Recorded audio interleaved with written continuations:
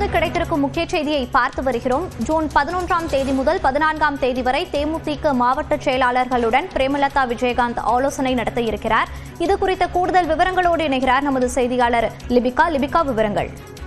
மோனிஷா, தேசிய முற்போக்கு திராவிட கழகத்தினுடைய மாவட்ட செயலாளர்கள் கூட்டம் கட்சியினுடைய பொதுச் செயலாளர் பிரேமலதா விஜயகாந்த் தலைமையில் வருகின்ற 11ஆம் தேதி முதல் 14ஆம் தேதி வரை சென்னை கோயம்பேட்டில் இருக்கக்கூடிய தேமுதிக தலைமை கழகத்துல நடைபெற இருக்கின்றது. 2026 சட்டமன்ற தேர்தல் பணிகள் குறித்து தேமுதிக பொதுச் செயலாளர் பிரேமலதா விஜயகாந்த் மாவட்ட செயலாளர்களுடன் ஆலோசனை மேற்கொள்ள இருக்கின்றார். குறிப்பாக 2026 சட்டமன்ற தேர்தலை முன்வைத்து தேசிய முற்போக்கு திராவிட கழகம் சார்பாக தொகுதி வாரியாக பொறுப்பாளர்கள் நியமனம் என்பது செய்யப்பட்டு வருகிறது. ஏற்கனவே மண்டலம் வாரியாக பல்வேறு பொறுப்பாளர்கள் என்பது நியமிக்கப்பட்டிருக்கக்கூடிய நிலையில தற்போது அனைத்து மண்டல வாரியாக இருக்கக்கூடிய மாவட்ட செயலாளர்களுடனும் இந்த மாவட்ட ஆலோசனை கூட்டமானது நடைபெற இருக்கின்றது.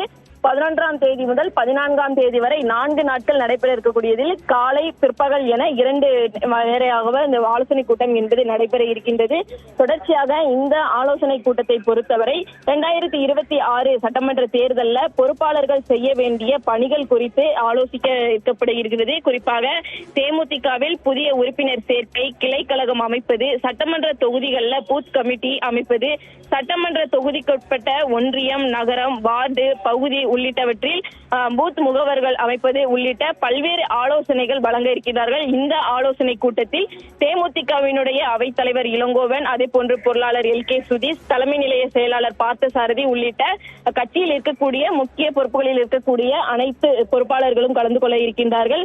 குறிப்பாக 2026 சட்டமன்ற தேர்தலை முன்வைத்து இந்த மாவட்ட செயலாளர்கள் ஆலோசனை கூட்டம் என்பது 4 நாட்கள் நடைபெற இருக்கின்றது. மோனிஷா, விவரங்களை பதிவு செய்தமைக்கு நன்றி லிபிகா.